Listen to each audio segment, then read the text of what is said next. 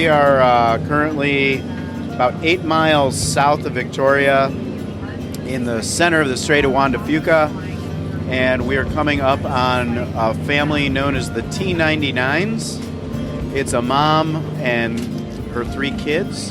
They are known as Big's killer whales. They feed on marine mammals, seals and sea lions, porpoise, dolphins, and they're part of a thriving population of killer whales that range from Central California to Southeast Alaska.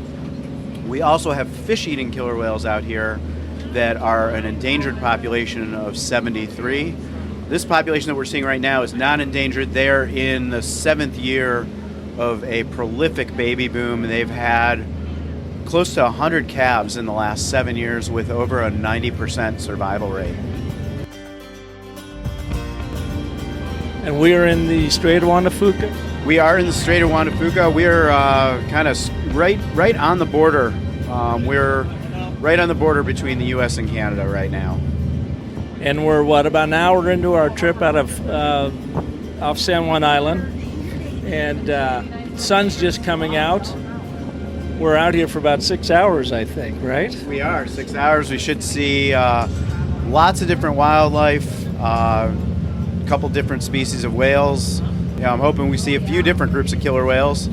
Lots of humpbacks. Humpbacks are a relatively new thing to see out here as they repopulate an old historic feeding area.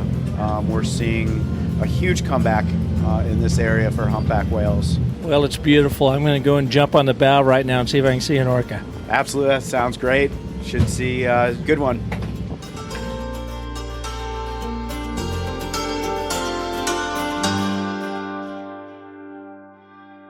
Welcome back to the Business of Story. Park Howell here.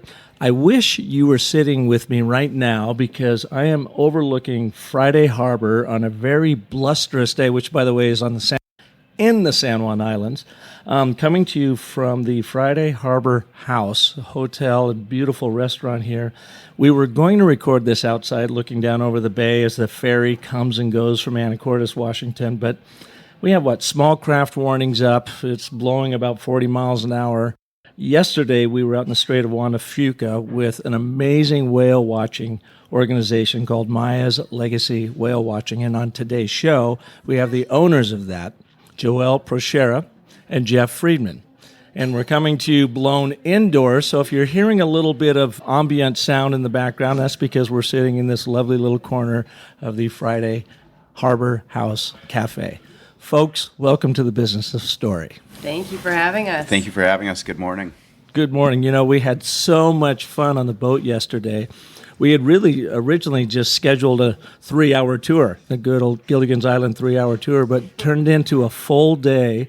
We ran into 3 different pods. Didn't run into them. We came upon 3 amazing pods of orca whales, and then, I don't know, a dozen humpbacks out there in the Sound? At least a dozen that we had close by, and then humpbacks pretty much every direction as far as we could see. Very special, incredible day out there yesterday. It was amazing, and we had driven up from Seattle the day before, and it was a downpour. And on that ferry the whole way over, it got a little bit lighter, and we thought, oh my God, are we going to get a chance to get out? And then yesterday was absolutely beautiful. I mean, the sun came out, beautiful wispy clouds. There wasn't a breath of wind that I could tell. Yeah, it was no wind, very glassy seas. It was absolutely beautiful. It makes for incredible whale watching and lots of great experiences out there. Yeah, and so you had to shut down today. You got blown off the water today, but you'll be back at it tomorrow. We'll be back out tomorrow. See what, every day out there is different. The whales are always moving around, and every day is a whole new adventure out there. How long have you owned Maya's Legacy? This is my 5th season. The roots of the company go back to 1996. This is my 5th season as one of the owners. And how does a guy from Cleveland, who is an IT professional out there in the Midwest, find himself in the San Juan Islands running one of the most amazing whale watching operations around? Thank you. It's definitely a story of passion. I think once you find something you're really passionate about, everything, the road kind of opens up. I would never have expected this to have been the story of my life.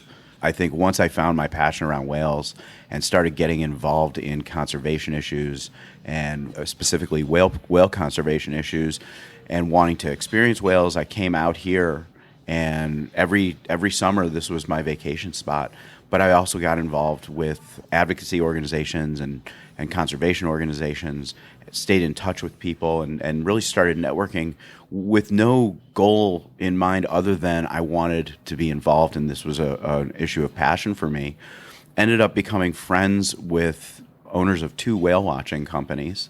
And when one of the owners, it was the owner of Maya's Whale Watching, was selling his company to the owner of Legacy, they had this great idea. Hey, why don't we get Jeff out here, and Jeff will buy Maya's and merge it in with Legacy, and we'll get him trained as a whale watch captain. And it was from the conception of the idea to us being out here, it was 8 months. Amazing. So, Joelle, what were you thinking when this was all going down? First of all, how long have you all been married? And when you started seeing this change, or maybe it wasn't a change, but you just saw this starting to grow, take us through that. Yeah, so we've been married for 13 and a half years, a little bit more than that. And, so my background is I'm a professional coach, life coach and business coach. So I met this wonderful man, but what he was missing was that passion for his work. So I was really committed to him finding that, whatever it was. I didn't know what it was going to look like, but I knew that there was something in him that was calling to him, and you could see that he was not having a lot of fun and kind of suffering in his day-to-day life and seeking greater meaning. So when he discovered that meaning was whales, who am I to get in the way of that? Even though neither of us had any idea how that would come to fruition, I just had a faith that, if you keep following this, if you just keep taking action down that path, there will be a way.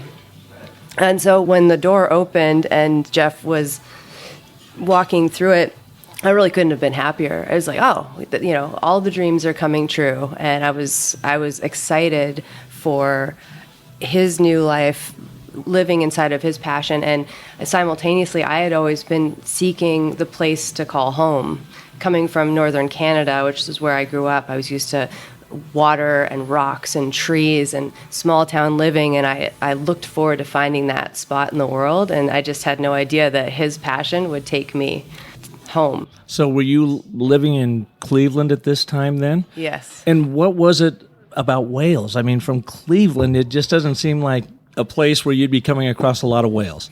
No, it's funny. I do refer to Cleveland as the whale watching capital of the world.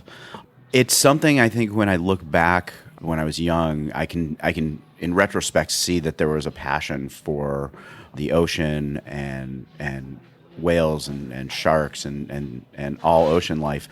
But growing up in Cleveland, it wasn't really something that you tapped into very much. Once we took our first trip out to see whales in the wild, that's when I knew that the course of my life had changed at that point. There was just something about experiencing them and seeing. You definitely get a sense that there's somebody inside these animals. There's intelligence, there's emotion, there's a whole inner life going on. And there was something that just grabbed me from that experience where I knew that this was what my life was going to be about from that point forward. Mm-hmm. You speak of that sort of mysticism around these creatures. What was it, about 10 years ago when they were moving a bunch of First Nations artifacts across the Sound from Seattle over to Whidbey Island or the peninsula, and they had a semi of these relics loaded up on a ferry, and they took it across, and what is it, a half-hour trip maybe across there? And during that whole trip, they had a pod of orcas escorting that ferry over, and even the ferryman said they had never seen anything like it. So there was something about that connection that you just can't explain. Absolutely. There's definitely something just incredible about them, and they do things that make you scratch your head and say, wow, how do they know this, and what's going on in there? And they're just incredible. Yeah, it was I believe it was J-Pod, part of our southern resident killer whales, that were escorting the ferry that day. Yeah, I mean, and you can read about this in the Times, online, and is an amazing story. I will tell that story to people, and they'll roll their eyes at me, and then I'll send them the link, and they'll go like, "Holy cow, that's amazing!" So, Joelle, when he said we're doing this, now you are a life coach, and you are certainly involved, but not nearly as involved in the whale watching. You are helping other people find their stories and find their lives. So, when did you really start seeing this come together? And can you take us to a moment when you knew his life now has totally changed, and this is what we're doing next? Yeah. So, and maybe Jeff will share the story of when he knew this change was coming, because I think that's sort of the precursor to my part of the story. But he'd gone off on a particular trip with the intention, a particular vacation with the intention of understanding what is it he was going to do with his life. He knew it had something to do with whales, but what do you do with that? And when he came home from that trip, he says, I know what I want to do. I want to be on the water with people, and I want to share whales. That's what I want to do. And I'm like, okay, great. And he knew that there was a first step to take, and that was calling this guy on San Juan Island named Jim Maya to say, hey, someday I'd like to do what you do, thinking in retirement, right? 10, 15 years down the road, I'd like to do what you do. I'd like to talk to you about that and what that looks like. And they had a conversation or two. And I was out of town, and Jeff texted me, and he said, I think that Jim is dancing with me, which was the translation of, Jim went from, oh yeah, someday you could do this, to, if you're really thinking about this, there's other ways to do it. You could actually come and buy a business like mine, perhaps, right? And so in that moment, I knew, game on. Are you actually going to say yes to the opportunity that's been laid at your feet to live your dream, or not? Because I will say that in the beginning, it was a little precarious. It was scary. You think when all your dreams come true, it's a walk in the park. It's not. It's a tightrope walk of excitement and fear.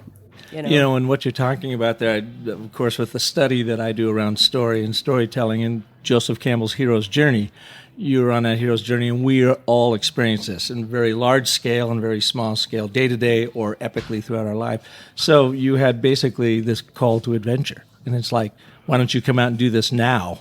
Did you refuse that call? At any point, did you think, no, we just possibly can't do this? Well, it's a great question, because like Joelle mentioned, you think when your passion is all aligned and with opportunity that it's going to be easy.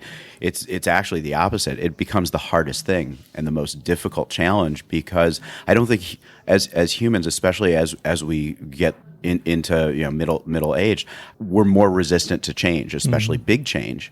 And I was terrified and in the back of my head thinking, there's no way this is going to actually work out, and I don't have to do anything other than take the next step.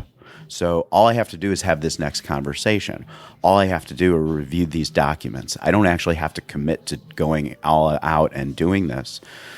And I got to a point where I had taken the next steps, and it was time to actually commit to doing this. And this coincided with the death of one of the endangered southern resident killer whales. It was an 18-year-old female, and she was found washed up on a beach, and she was found with a full-term fetus that was also it was a female, which is devastating to an endangered population, to lose a first-time breeding female who has a full-term fetus, a female calf. And I remember sitting in my office thinking, what am I doing? I'm going and I'm going to now change my whole life and base it on an endangered population that is not doing very well. And I almost, at that point, got stopped. And then I realized, this is what my passion is about. If I don't do this, where do I go with my passion for this at this point? It's almost like that's a full stop at that point. There's nowhere else to go. And without getting too grandiose, did you also get this sense of maybe you needed to be a bit of an ambassador? Well, absolutely. I felt like if I don't do everything I can for this population, why am I interested in this in the first place? Is this all about me, or is this really about them? And for me, this really is about them. I definitely get the benefits of seeing them and other populations of whales, and that's an incredible gift. But the mission really is all about them. And there were other points along the way where I was ready to stand in my own way, but Joelle was incredibly supportive.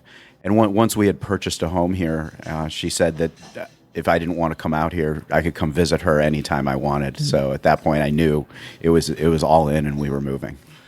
So Joelle, got acquainted 2 nights ago as you stopped by with us and the Walshes and had a glass of wine over top of Mike's Cafe and Wine Bar, and got to learn a little bit more about you. Can you tell our listeners about your story and how you envisioned and how you coach others to envision a more powerful story?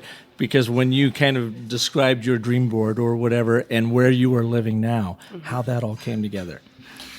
Yeah, so there's so many stories to go back to, but in essence, what I have experienced and believe in is that we all have these things in us that want to be in our life. For Jeff, it was whales. For me, it was having conversations with people that, create possibilities and create change and help them find happiness. Also inside of me was this desire to live with rocks and trees and water and a small town. And also in me was this desire to be with a particular type of guy that happens to look a lot like this guy here, on the inside and the outside. So what I practice and what I teach is there are things that you want, and it all starts with just giving voice to those pieces that you want, even if you don't understand how on earth you could ever have it, even if you don't understand how that could, even if it doesn't seem to make sense. For a guy in Cleveland to dream of whales, it doesn't make any sense. But if you could just hold on to that piece and go, okay, this doesn't make sense, but I know it's true, and watch for the next step and watch for the next piece of information that shows you, that starts to fill out the picture, then eventually it just comes together in the most miraculous ways. And you have to have the courage to go for it, don't you? Yeah, I think a huge piece of it is people don't allow themselves to dream. They think that the world is a particular way, and so even though they have this really strong desire inside of them, they don't give themselves permission to believe that could ever be. They shut it down and go on with their lives, and I feel like we're missing out when you do that. So, Jeff, did your family push back? Your mom, your dad, your friends, your brothers, or whoever? Did they say, what in the hell are you smoking? And how'd you end up out there? I think that they just let this go, thinking this isn't actually going to happen.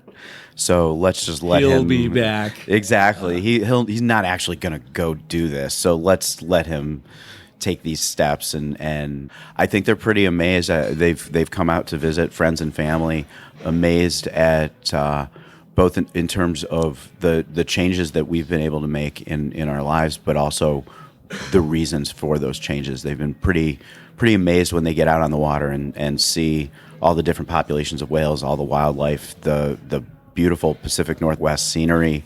And then they immediately get it. They're like, okay, we understand why you did this. Yeah. Well, and it's not like you just went out and bought a couple whale watching companies and merged them and got their boats and took out there and started, piloting around looking at whales. I mean, you built 2 beautiful boats that you had a hard time finding a manufacturer, first and foremost, here in North America. There aren't a lot of them, but there was a particular type of eco-touring vessel out of New Zealand that caught your attention, but you couldn't get it built there and bring it out. Take us through that, because that boat that we were out on yesterday was really quite a piece of equipment, and obviously took a lot of investment, and you got 2 of those. We have 2. They're the identical design, and the original design is from a company called Naiad. They're in New Zealand, and they design ecotourism boats as well as Coast Guard and military boats throughout New Zealand and Australia. And we were in the process of looking for our next generation vessel, and we happened to call one of the manufacturers in Washington State, Armstrong Marine. And we were at that point just shopping around, talking to different manufacturers, saying, "Hey, we're looking for something unique and something to replace our older vessels." and they said, "Hey, we've got a great idea for you. We just signed a licensing agreement with this company in New Zealand.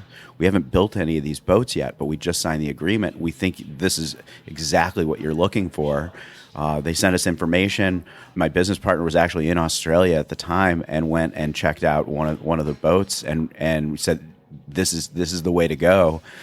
And it's funny, we actually had the boat built just on the design, but when we picked up the boat, we realized, we've never actually been out on this exact model, and as within 2 minutes of leaving the harbor on that boat, we knew this was a fantastic platform for whale watching and wildlife viewing. Was it 41 feet? It's just under 40 feet, 13 feet wide. And holds 15 holds passengers. 15, yeah. We take out 12 to 15 people on each and tour. You got those gigantic 250 horse Yamahas pushing that thing. I think we were doing like 40 knots, and just you could about, tell that thing could go a lot faster too. It was a cool rig, but it also, I think, to me, underscores that this isn't just a hobby.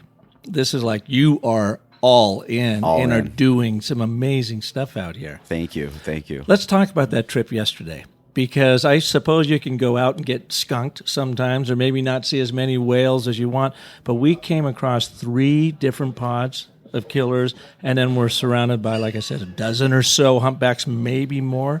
Can you take us from the piloting standpoint of that, the skip ring, what you expected and what surprised you about yesterday? So every day out here is completely different, and just trips throughout each day are completely different. There are areas that are good humpback areas that we know there's potential to find humpbacks because we know there's food there for them. With killer whales, it's very different. Killer whales will travel 50 to 100 miles a day, every single day. We have 2 different populations of killer whales here, and that's true for both of them.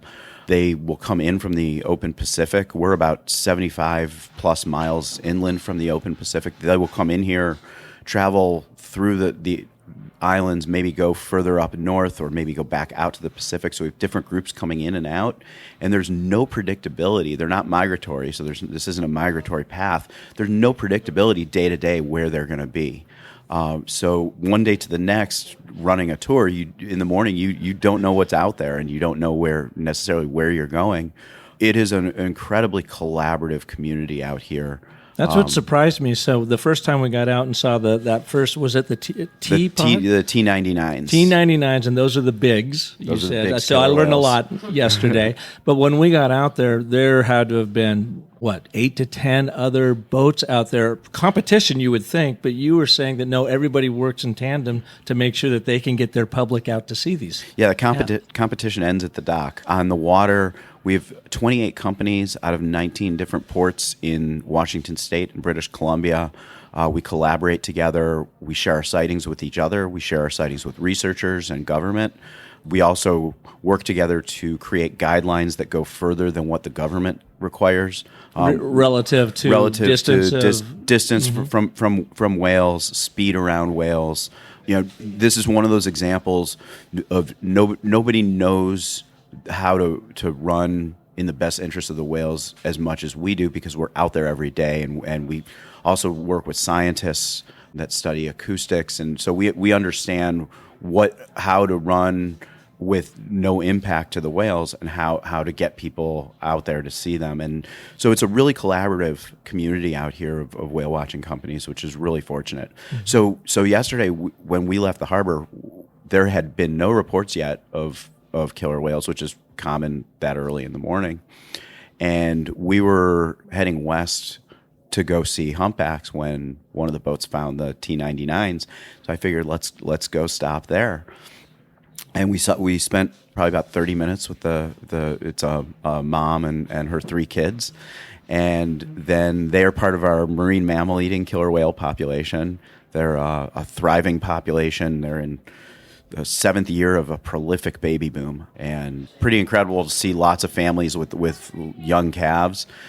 And then after we spent some time with them, we turned west to go out to our humpbacks, and on the way we found members of J and K pod. Those are part of our southern resident killer whale population. They are fish eating specifically Chinook salmon-eating killer whales, and they are endangered, unlike the Biggs killer whales.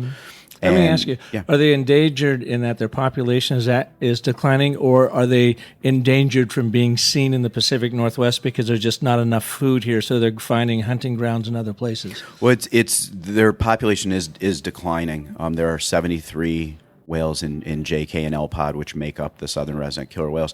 They are spending a lot less time in the inland waters and more time off the coast as they're searching for food, which is becoming not just more scarce for them. They are specialized and have been for thousands of years eating large Chinook or king salmon. We have most of the salmon runs out here are listed as endangered or threatened, and the salmon that are running are much smaller in size than they used to. These are animals that evolved to eat single salmon that used to weigh 50 to 100 pounds, and they would grab a salmon and share it with their family. And today, if you catch a 20-pound salmon, you're going to win a fishing derby. Mm-hmm. And what is the cause of that? Why the decline in the salmon population? So salmon, unfortunately, kind of got it from both ends. There was a period of overfishing where we were taking a huge number of fish out of the water, especially the largest fish. At the same time, we were destroying spawning habitat up freshwater rivers that the salmon swim up to spawn. So we were developing, removing forests. We were developing over the spawning habitats and damming up rivers. And so we're very involved in both in terms of advocacy and also financially supporting organizations that are pushing for habitat restoration, dam removal, restoring forests and rivers. And that's really the key. That is the absolute single largest thing we can do for the southern resident killer whales is restore our salmon habitat. Do you have any concerns that are going on now with the EPA and other things where the Trump administration is not protecting some of the spawning grounds for salmon that feed into this whole eco supply chain, if you will? Absolutely. I think that there's very concern about some of the new rollbacks with water quality and allowing toxins into our waterways. That would have a devastating impact on salmon recovery efforts, and then in turn recovery efforts for southern resident killer whales. Yeah, it's a daisy chain effect after that. So here we were, we saw that first pod, we were heading out to see the humpbacks, and I don't know exactly where we were. It was beautiful out there, and I know I saw land on either side of the boat. We went by a fleet of fishermen, folks out there recreational salmon fishing, having a great time, and then we just happened upon this other pod of killers. I mean, you didn't expect that? They just showed up? They did. We had a report that they were out there, but the report that we had, there was a group that was very close to shore, and we were about 5 miles offshore, so I was not expecting to see them out there. They can often spread out from each other for miles, but I wasn't expecting to see them where we were, and it was pretty neat to stop for a few minutes and see them passing by. It was awesome. It was just like amazing. So Joelle, bring you back in the conversation here. You had not been out since the spring, you said. Mm-hmm. So Jeff is running things. You were busy with your own business, and you're on a bit of a sabbatical right now. What was that day like for you yesterday? Because you've been out there several times, but what is it about the whale? Yeah, so this is one of the gifts my husband has given me is the beauty of the whales and time with them. But this was, like you said, the first time I was out this summer. And I'm always taken by how every time I see an orca or a humpback, my first reaction is to tear up. It's just unexpected. So, and you don't do that with other animals cruising around so much. So it's just something about the whale? Well, let's put it this way. I talk to slugs, so I am not the banana slug, not the famous Pacific Northwest. I was terrified of as a little kid when we would come up here camping. The banana slug was like nutso for me. Yeah, well, I don't tear up when I see a banana slug, but I do talk to them. Yeah, so I love nature. But there's something about being in the presence of a whale that is moving in a way that I personally can't explain, but I love that feeling. Mm-hmm. So yeah, yesterday it was lovely just watching my husband in his element, right? It was wonderful having friends out there and to share our life with and share the whales with.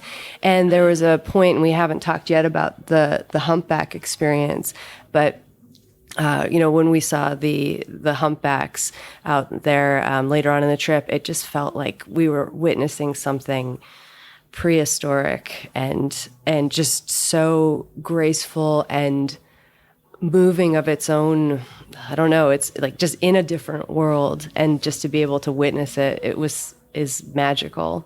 Yeah, we got some great video just from my iPhone, which I'll edit together and I'll put in the show notes so people can experience that. And the sound. The sound was amazing. And so last night at dinner, I had asked you, Jeff, being out on the ocean, did you ever have that Tom Hanks castaway moment, where something comes up and, looks you in the eye and puts its flipper up and you give it a high five? But you said yesterday was pretty special, that with the way it was, lack of a better way to describe it, kind of a parade of humpbacks that came along the stern of the boat and came up and blew and made all kinds of noise. And yeah, we had one that was making some kind of rumbling noise when he was breathing, but it is incredibly special to see humpbacks out here. It's a relatively recent return to a historic feeding area for them, as their population has rebounded over the last 40, 50 years. This used to be a historic feeding area for them, but during commercial whaling, all of the humpbacks that use this area were wiped out. And when I first started 5 years ago out here, just 5 years ago, it was still very rare to see humpbacks. Even one? Even one. And we knew we had them out here, but it wasn't a daily thing by any stretch. And now, just 5 years later, we see them pretty much every single day, all season long. And in some areas, like yesterday, we see dozens of them. We'll see 5 to 10 close up, and then everywhere you look or everywhere you listen, because sometimes the audio is really the highlight of just hearing blows in every direction. You're on the boat and you're shut down, and it's neat how no matter how far, they all seem to come up at the same time, and you're hearing blows in every direction, and it is absolutely a defining moment of connecting with the natural world. Well, and it blew me away, because as we had those around us, then you could see these spouts going off a mile or two, maybe even 3 miles away, and you could hear those. And it almost seemed like it was in every direction you looked. It was pretty incredible. And the other thing, we were the only boat out there. It was like we had them all to ourselves. I don't know where everybody else was, but that was pretty incredible. That's one of the great things about whale watching out here and having all of these whales traveling all over the place, is that it allows everybody to spread out. And there are moments like that where it's just you and the whales. Certainly there are times where there are a few more boats out there, but there are definitely days where there's so many different groups of different types of whales out there that it's really it's just you and them. Well, and that water was like glass, and it just had those little subtle 1 to 2 foot swells. You kind of felt like, as we were going out there, it felt like you were going across the prairie. And it was like, instead of the wind blowing the grasses, it was just the ripples. It was really, really magical. Something else. It's beautiful out there, and the scenery out there, being in the middle of the Strait of Juan de Fuca with you've got the Olympic Mountains on one side, and then the mountains of Vancouver Island on the other side. Yeah. It's beautiful. And so it's so amazing. It's sort of surprising that you have detractors. And I was in Seattle a couple months ago reading about some people that are hell-bent and shutting down whale watching altogether, leave the whale alone. And what do you say about that? I think, well, the first thing is come out on a boat and see what it is that we actually do out there. Because I think there's a lot of misinformation and misunderstanding of what we're doing, because what we're doing is, and the way that we do it and the responsibility that we take on, we're doing this with no impact here. We have all of the guidelines and the regulations that we've advocated for are designed to mitigate against any impact that we do. The benefits of what we offer, connecting people with the natural world and with whales, and creating more what we call whale people that will advocate for their protection and recovery where we have endangered populations. That's something that's absolutely vital to conservation. The other thing that we play on the water is these are shared waterways. We've got recreational boaters, we have ferries, we have military exercises. A big old aircraft carrier. That we saw yesterday, and we have commercial shipping. And one of the roles that we play is that we share this sighting information with all of those other users of the waterway so that they know where they need to do things to operate in a responsible way, so that they know where the whales are. Nobody wants to be out there having any kind of negative impact, but we offer the information of, okay, these are the areas you have to that are a little bit more sensitive, where you have to change how you're running and slow down and be aware. Mm-hmm. So Joelle, running a whale watching operation isn't enough. He had to become the president of the Pacific Northwest Whale Watchers Association. Pacific Whale Watch Association. What did you think about that move? That's my guy. Well, I knew that the thing is, Jeff is, his passion is so strong, and he's a leader at heart. And I wasn't surprised at all. You know, certainly sometimes I have a little bit of heartache around it all, because I just want him to be happy out with whales and there to not be any of the other exciting stuff. But the politics and mm-hmm. the drama, right? But then I got like that. Jeff didn't come here just to be a happy guy in the water seeing whales. You know, he came here to make a difference. And so this is one of the ways that he gets to do that. Yeah. You know, in branding and brand storytelling, we talk a lot about it's not what you make, but what you make happen. So how would you define what you make at Maya Legacy Whale Watching, and more importantly, what do you make happen in that process for your customers? That's such a great question. We definitely make lifetime memories for people, and we also are hopefully making a better future for the different whale populations that we see. And I think we do make other whale people, and it's amazing to see. And you can tell we get a lot of repeat passengers. Yesterday, I noticed that. Almost the whole boat it was all repeat passengers, and we also stay in touch with people over time. And you can tell somebody's first time where they have an experience and they learn so much about the whales, and their life is forever changed, and they will be an advocate for whales and for conservation for the rest of their lives because of that experience.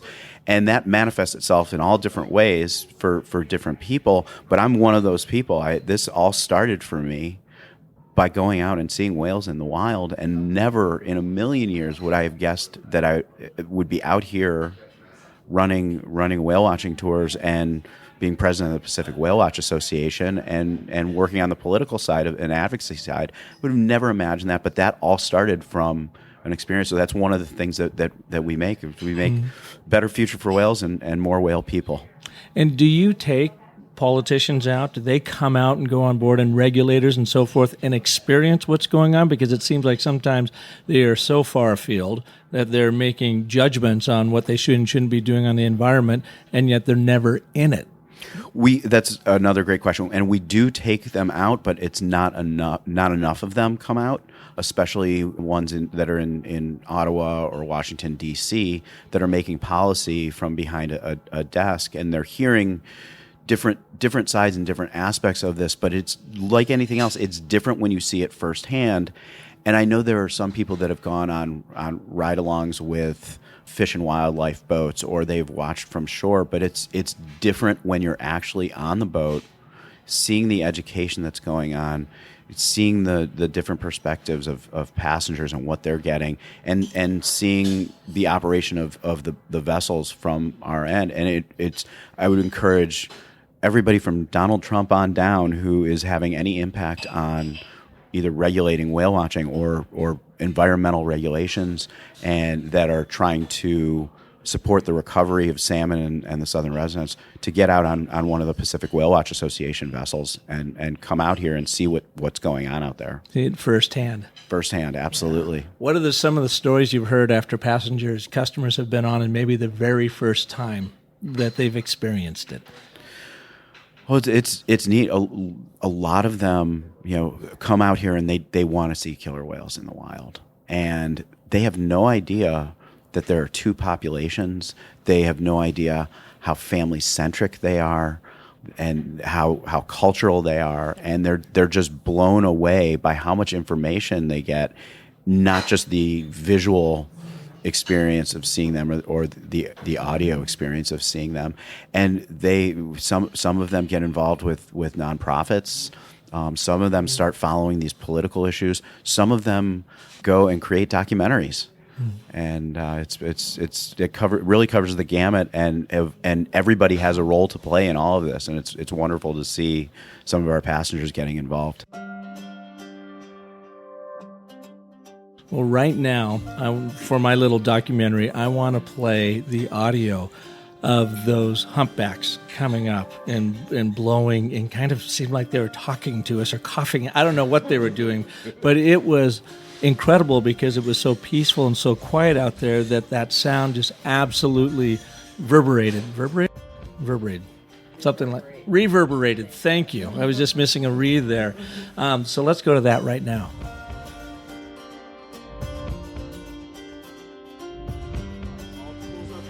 And so at least 3. I'm thinking more, and I've seen some more off of our 12 and 1. So I think we're definitely getting towards that cluster that Pete was talking about.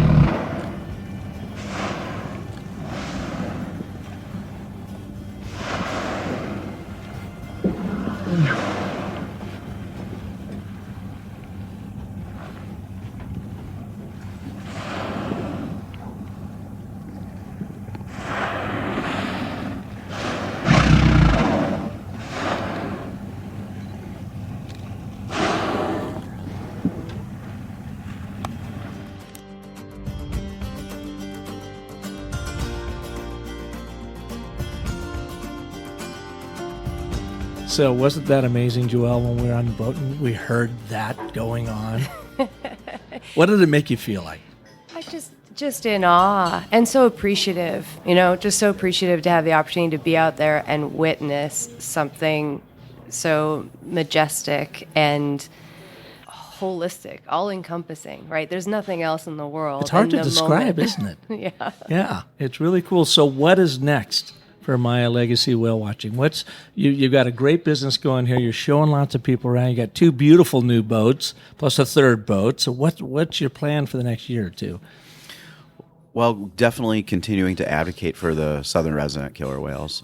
It's interesting, and we're almost fortunate to be able to have a juxtaposition with the big killer whales that are doing so well in the same home range as the southern resident killer whales that are really challenged right now. And this is a critical time for them, and so we are doing a lot of advocacy work in both Canada and the U.S. In terms of salmon recovery to bring them back. The other side of the coin is it's absolutely fascinating to watch the growth of the big killer whales, and they've never been witnessed so much, where we're learning all kinds of things about their culture, and it's pretty cool to watch, and hopefully continue to watch the comeback of the humpback whales into this region. And what's the single biggest challenge against the other orcas? That the J pods, the K pods. It's definitely salmon recovery. One of the things that is being discussed and has been discussed for decades, and you can kind of see the needle moving along. There are four dams on the Snake River, which is a tributary of the Columbia River, and there's a lot of science and a lot of scientists that are saying that those dams are not economically viable, and they are certainly deterring salmon recovery. Mm-hmm. And it'll be interesting to see the continuation of that needle. It's one of those things that it's a matter of when those dams come down, not if they're going to come down, and hopefully we can push to get those dams down in time where it's going to make a difference for salmon and the killer whales. Have you ever seen that documentary that Patagonia did about the damming of rivers, and then the increasing numbers of dams coming down, a lot of them starting up here in the Pacific Northwest. And that particular documentary does focus on the Snake River and a lot of the action that's going on there to try to pull those out to replenish the salmon run. I have seen. I can't remember if it's Damned to Extinction. No. I was just trying to remember the name of it. And Damnation. Damnation. Damnation. That's it. Yes. And that film moved the needle a lot in this direction. And there are a lot of dams all around the country that are being taken down. And one of the things with hydropower that it's clean from certain aspects, certain measurements. Yeah. But it's one of the most destructive forms of energy because it completely destroys the river ecosystem. Mm-hmm. And with the Columbia River, it's something that is the largest or one of the largest salmon producing rivers on Earth. Yeah. And restoring at least tributaries to its natural state would do a lot for salmon recovery. And we did see an example of that on the Elwha River on the Olympic Peninsula, mm-hmm. where they took the dams down, and it has come roaring back to its a natural state, I think, quicker than anybody thought that it would. Isn't that incredible? Last question for you, Jeff, then I've got one for you, Joelle. What do you say to folks that haven't been out on a whale watch? What do you say to those fellow Clevelanders that, they might have a passing interest in this, or anybody that if they have an interest in this, what can someone do to help preserve whales?